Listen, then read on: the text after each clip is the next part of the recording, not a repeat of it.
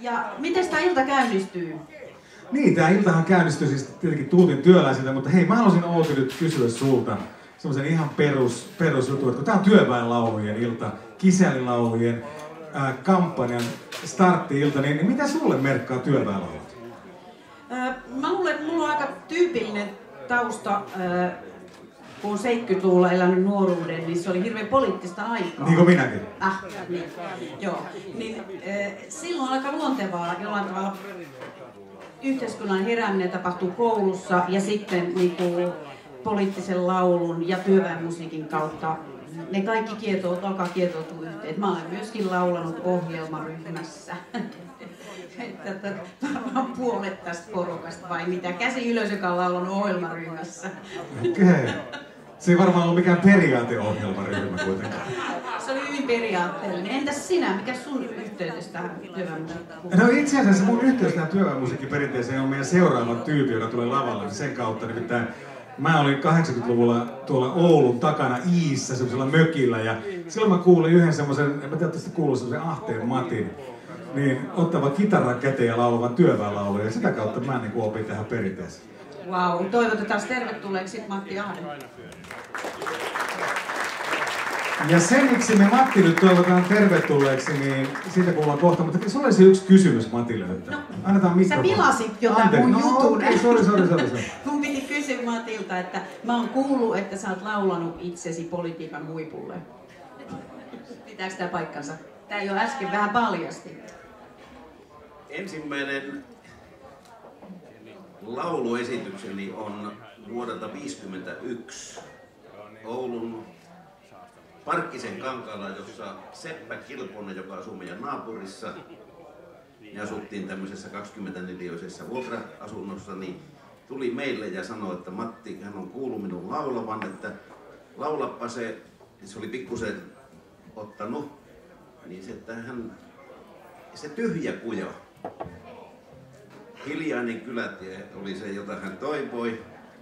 Sitten mä lauloin Oulun tuomioseurakunnan poikakuorossa ja vähän mieskuorossa. Sitten kun tuli Työväen Akatemiaan, niin lauloin Akatemian kisälliryhmässä. Ja sitten mä olen katsonut livenä 1327 oopperaesitystä tähän mennessä elämässäni. Ja se määrä kasvaa, että mulla on hyvin monipuolinen tämä suhde pääsääntöisesti kuitenkin kuuntelijana musiikkia. Matti, miksi sä oot täällä et pelkästään oman työväenlaulutaustasi mukaan sinänsä, vaan sen takia, että sä oot suojelijana semmoisessa hankkeessa, joka on työväenmusiikin historiassa aika merkittävä, näin mä väittäisin, nimittäin nyt puhutaan kisällilaulujen keruuhankkeesta. Kerro yksinkertaisesti, mitä me ollaan nyt tekemässä, mitä me ollaan tänään ikään kuin juhlimassa? Me haluamme kerätä kaikki kisällilaulutekstit Suomen maasta talteen. Se on lyhyesti sanottuna tämän meidän projektin kaikkein suurin ja tärkein tarkoitus.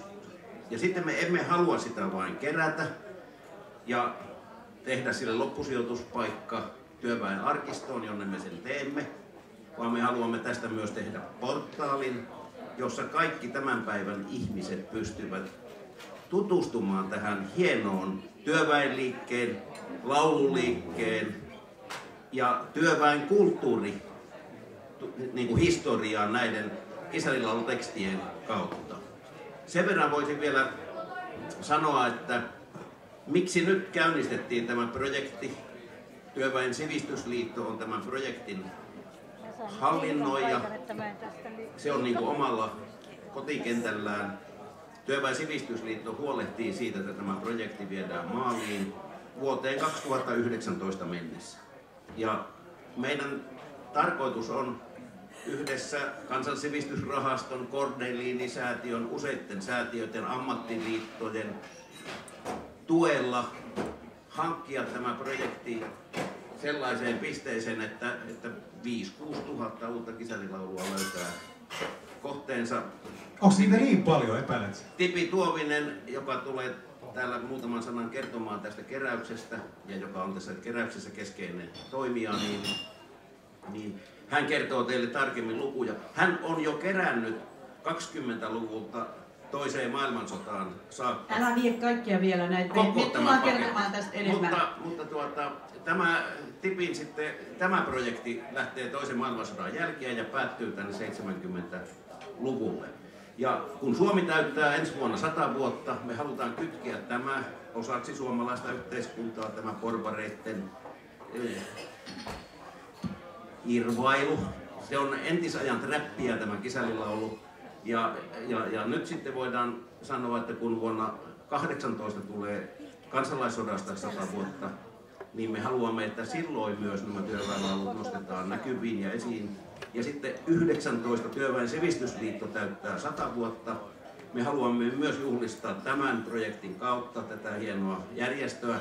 Ja vuonna 2020 tulee Työväen kisällilauluista 100 vuotta. Ensimmäinen kisällilaulu laulettiin 1920